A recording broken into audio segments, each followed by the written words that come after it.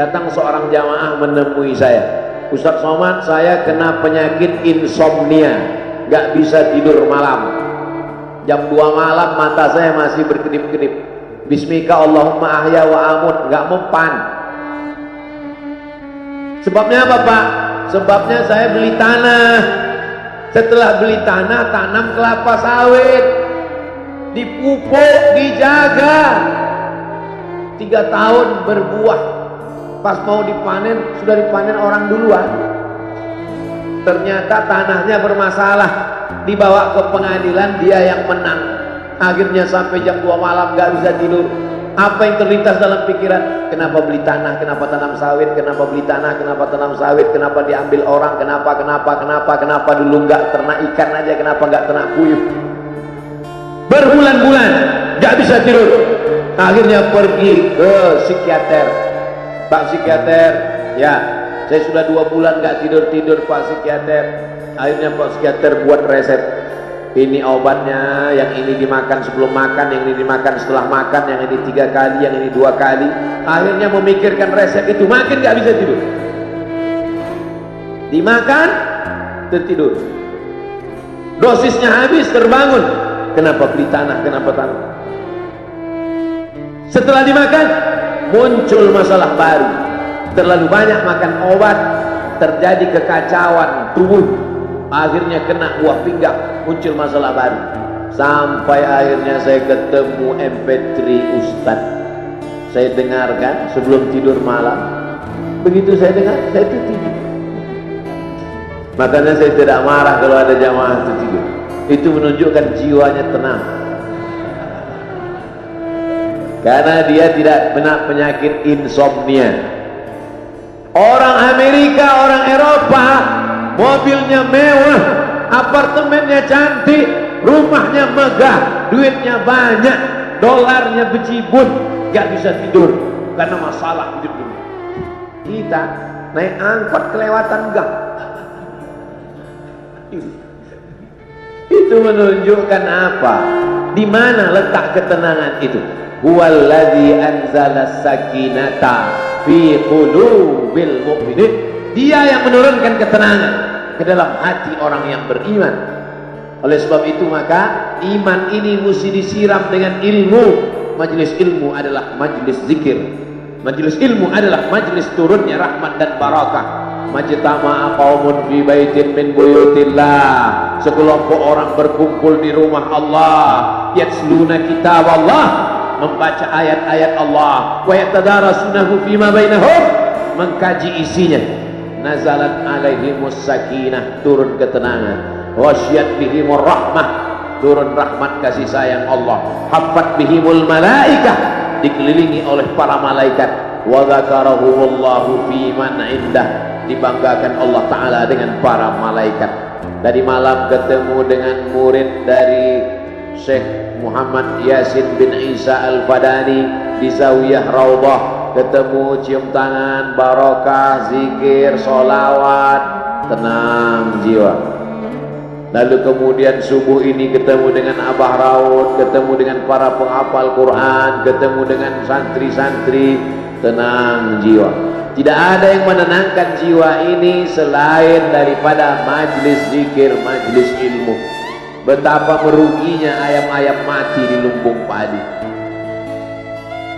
Benih tidak disiram, mati. Benih yang disiram dengan majelis ilmu tumbuh, tapi tidak berbuah. Maka mesti disiram pakai pupuk buah. Datang konsultasi, ini kenapa tidak berbuah? Kenapa ini tidak berbuah? Karena ternyata dia mesti diamalkan. Sudah dapat ijazahnya, sudah talaqi, sudah halaqah, kenapa nggak berbuah? Belum diamalkan. Paksa-paksakan diri sebelum tidur malam, wudhu dulu, sholat witir. Paksa-paksakan diri bangun malam, tahajud. Paksa-paksakan diri siang, sholat qabliyah, sholat ba'diyah. Paksa-paksakan diri pagi, sholat duha. Paksa-paksakan diri, sholat subuh berjamaah. Barulah dia berbuah. Kalau dia tidak berbuah, dia hanya sekedar pokok kayu, yang hanya membuat sampah saja. Tapi paling tidak tempat orang bernaung di bawah ketika panas, tapi manfaatnya tidak sesuai karena yang ditunggu itu buahnya. Masa pohon kayu rindang besar tidak berbuah, sementara semangka yang kecil buahnya besar? Oleh sebab itu maka mesti berbuah. Benih disiram, berbatang, berputih, berbuah. Buahnya ranum, cantik dan indah. Begitu dibelah tak bisa dimakan. Kenapa? Ulat semua isinya. Oleh sebab itu mesti dijaga. Benihnya disiram. Apa yang bisa menjaga ini? Diprotek dia. Kenapa apel tidak dimakan ulat? Bukan karena ulat tidak sanggup beli apel, tapi karena disemprot pestisida. Ulat tahu ini ada pestisidanya, maka dia tidak makan. Kita nggak tahu, dimakan. Ikan asin tidak dikerubungi lalat, tidak ada satupun lalat yang hinggap di ikan asin. Kenapa? Karena lalat tahu ikan asinnya pakai formalin. Manusia nggak tahu. Pintar mana manusia dari lalat? Jangan jawab. Akhirnya orang makan, menumpuklah pestisida dan formalin dalam darah. Apa namanya? CANCER, cancer. Karena dia tidak larut dalam tubuh. Yang lain-lain larut. Makanan-makanan larut menjadi energi, menjadi sampah, dibuang menjadi kotoran. Sama seperti daun, kalau jatuh ke tanah larut menjadi pupuk, tapi plastik tidak larut, maka plastik sampah bertebaran. Oleh sebab itu maka ini mesti dijaga. Apa yang bisa menjaga buah apel supaya tidak berulat? Jagalah dia dengan ikhlas. Kamu kenapa nggak ke masjid? Saya kalau ke masjid riak, maka saya nggak ke masjid biar ikhlas. Tarkul amal li ajlin nas riak. Kata Imam Fudail bin Iyad, tarkul amal li ajlin nas riya. Tidak jadi beramal karena takut dipuji orang, riya. Wal amal li ajlihim syirik. Beramal karena ingin dipuji orang, syirik. Kenapa kamu nggak pakai sorban? Takut dipuji orang, riya.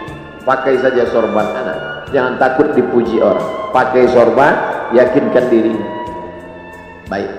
Ustaz, kenapa nggak pakai sorban? Ada masanya nanti. Tarkul amal li ajlin nas riya. Tapi beramal, tapi saya nggak tahan Pak Ustaz, dipuji orang. Luruskan, karena pujian pasti akan selalu datang. La'atiyannahum min baini aydihim wa min khalfihim wa an aymanihim wa an syama'ilihim. Datang dari depan, dari belakang, dari kanan, dari kiri, dari dalam. Alladzi yuwaswisu fi sudur, dari dalam, dari depan, dari belakang, dari kanan, dari kiri, dari dalam, dari dua aspek, minal jinnati wan nas, dari yang zahir, dari yang batin, berdatangan dia. La ughwiyannakum, aku akan goda anak cucu Adam. Sampai kapan? Madamat arwahuhum fi ajsadihim. Selama roh masih bersemayam dalam jasad, selama masih hidup, dia terus menggoda. Kapan kita berhenti dari godaan ini? Nanti setelah terbaring, terbujur kaku, bahkan sampai mau sakaratul maut pun dia tetap menggoda. Itulah makanya orang berzikir tidak bisa digoda waktu sakaratul maut. Kenapa? Karena la ilaha illallah akan terngiang di telinganya. Subhanallah walhamdulillah wa la ilaha illallah wallahu akbar. Subhanallah walhamdulillah wa la ilaha illallah wallahu akbar. Kalau itu diucapkan sekali, 10 kali, 100 kali, 1000 kali, terngiang dia di telinga kita. Bahkan ketika kita mau tidur malam pun terngiang dia. Bahkan ketika kita mengigau di tengah malam pun itu yang terngiang. Maka saat mau sakaratul maut pun itu juga yang akan datang. Apa yang kau ucapkan, apa yang kau dengar, apa yang kau pikirkan, apa yang kau renungkan, itu yang akan datang waktu sakaratul maut. Seorang bapak sudah divonis dokter, panggil istrinya, panggil anaknya,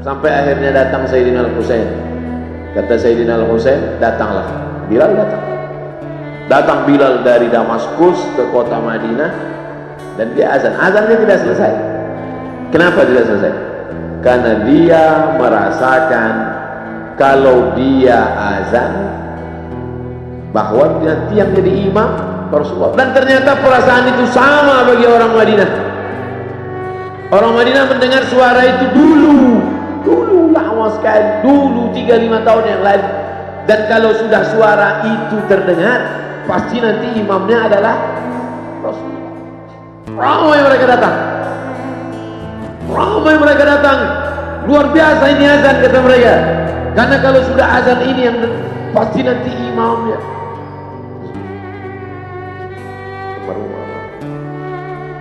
Al-Fatihah. Alhamdulillah, Maliki yaumiddin. Iyyaka na'budu wa iyyaka nasta'in. Ihdinas siratal mustaqim, siratal ladzina an'amta 'alaihim ghairil maghdubi 'alaihim waladdallin. Amin. Allahumma ighfir lahu warhamhu wa'afihi wa'fu anhu wa akrim nuzulahu wa wasi' madkhalahu waghsilhu bil ma'i wal thalji wal barad wa naqqihi min al khataaya kama yunqqa ath-thawbul abyadu min ad-danas wa abdilhu daran khairan min darihi wa ahlan khairan min ahlihi وقه من فتنة القبر وعذاب النار اللهم لا تحرمنا أجره ولا تفتنا بعده واغفر لنا وله ولإخواننا الذين سبقونا بالإيمان ولا تجعل في قلوبنا غلا للذين آمنوا ربنا إنك رؤوف رحيم اللهم اجعل أهله وتلامذته وطلابه من الصابرين الذين إذا أصابتهم مصيبة قالوا إنا لله وإنا إليه راجعون اللهم اجعل أبناءه وبناته من الصالحين والصالحات واحفظهم من كل سوء وشر اللهم اجعل هذا المعهد الذكر معهدا عظيما مباركا تخرج منه الطلاب والطالبات من المجاهدين والمجاهدات في سبيلك بأموالهم وأنفسهم اللهم احفظهم من الظلمات اللهم أخرجهم من الظلمات إلى النور اللهم وفقنا لما تحبه وترضاه اللهم اجعل أبناءنا وبناتنا من حفاظ القرآن والحافظات اللهم اجعل قبره روضة من رياض الجنان لا تجعل قبره حفرة من حفر النيران وصلى الله على سيدنا ومولانا شفيعنا وذخرنا محمد وعلى آله وصحبه وسلم والحمد لله رب العالمين. Kalau sayang dengan almarhum, hidupkan majelisnya, ramaikan, bangkitkan semangat, tunjukkan kepada Allah Subhanahu wa taala bahwa kita cinta.